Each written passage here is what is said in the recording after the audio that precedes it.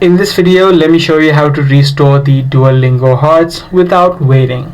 Now there are a couple of ways on how you can do it. Let me show you the best ways on how this is done. It is going to be through the practice lessons. So you simply need to tap on the heart icon on the bottom, and right here you'll be able to see a section which says lessons every day. So you can simply complete the practice lesson section in order to earn 1 heart per lesson.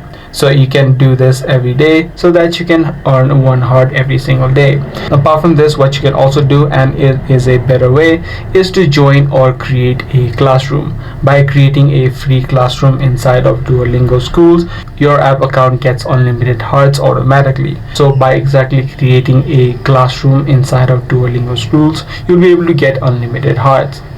Now apart from this, there are one other method, which is going to be by watching ads. The app allows you to watch ads to regain 1 heart, which is 1 heart per ad. So using these 3 methods, you can restore Duolingo hearts without waiting. If this guide video did help you out, be sure to subscribe. That's pretty much all for today. I'm going to see you in the next video.